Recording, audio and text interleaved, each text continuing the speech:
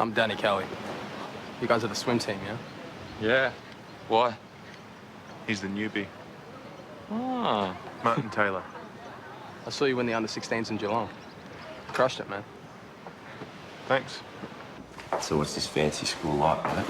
Fun. Bit overwhelmed by the level of detail. It's a school, Dad. Oh, come on. Tell us about the pool. Oh, it's incredible. Yeah? Yeah. I came second to Martin Taylor. State champion. Yeah. Oh, Martin Taylor. State champion, eh? Not for much longer, eh, son? It is a terrific production. I've caught the first couple of episodes as previews, and Christos Tsiolkas joins us now from Melbourne. Christos, terrific to have you on the show. Good morning. Good morning. It's terrific to be on the show. Now, looking at this story of Danny Kelly, we saw a clip there from the western suburbs of Melbourne, gets this scholarship to an elite private school on the other side of Melbourne. He is a champion swimmer, but starting at that school, the challenges facing him, Christos, are many and varied, aren't they? Look, they are indeed. I mean, Danny is a young man with a phenomenal talent as a swimmer, and his dream is to swim for gold at the Sydney Olympics. But you know, that was one of the stories I wanted to write.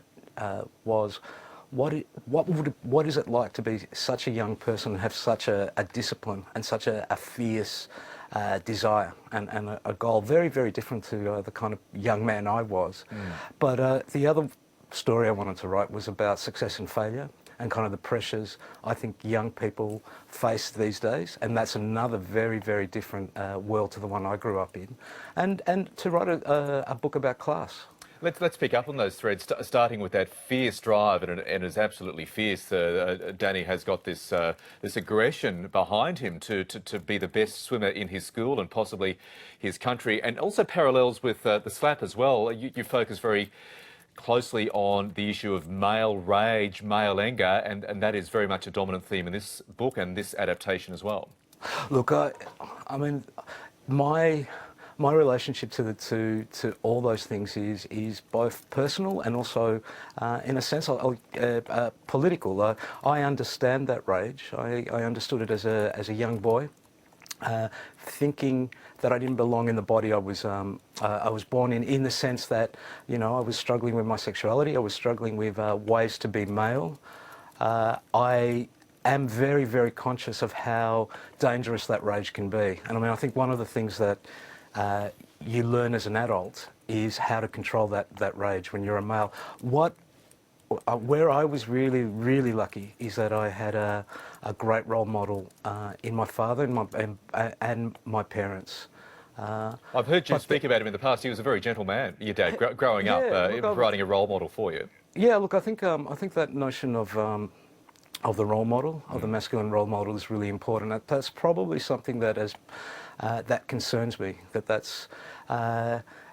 Look, when I was writing this book, and I think the TV adaptation does incredible justice to this story and to this theme, was that Danny, through that rage, because he fails, he doesn't get that, and that's not giving anything away. He doesn't become the champion that he wants to be. He does something really violent. He does something really terrible. But the story of Barracuda really isn't about whether he wins or doesn't win an Olympic gold medal. It's about how he comes to terms with what he did and how he atones for it. And I think that is an incredibly necessary story these days, because I get really worried about how, you know, young men need to take responsibility for their anger, need to take responsibility for how they are in the world. But I think we're becoming increasingly unforgiving about those young men. Yeah, and picking up on that other thread you mentioned, and I see this as a parent on the sidelines of football fields and basketball courts as well, this immense pressure, the high expectations set for often very young kids. In Danny's case, kids still struggling with their hormones, the whole issue of growing up, and can have really negative consequences. Yeah, but look, I'm, as an Australian, like most of us, I understand the obsession with sport, and I understand the that desire, that excitement when your footy team wins, that excitement when you're watching, the Olympic races, and you want us to get the gold medal. But I think what happens with that pressure on those young people is that we put them on this pedestal. You know, we make them heroes, we make them gods, but if they do one small mistake, we turn on them, and we turn on them quite viciously now. And the reality is that if I'd had the success that I have now at Danny's age, I would have been I would have, you know, I would not have had the maturity, I wouldn't have had the knowledge, and I wouldn't have had the self-control. And we see that happening again and again with young people, particularly young men.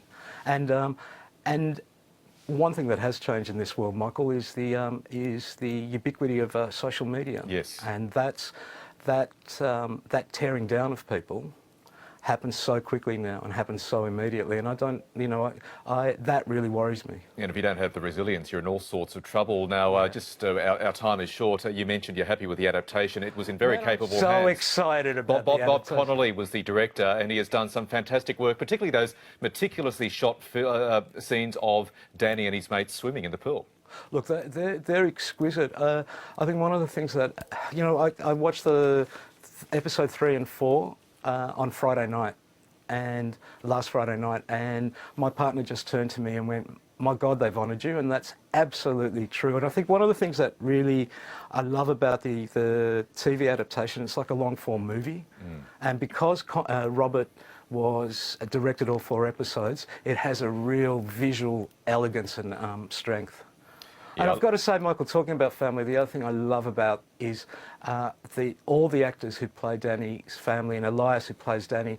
As soon as it begins, you just believe that this family has a history together and that they really love each other. Look, very much looking forward to Sunday night. Christos Tsiolkas, thank you very much for coming on and chatting about us this morning.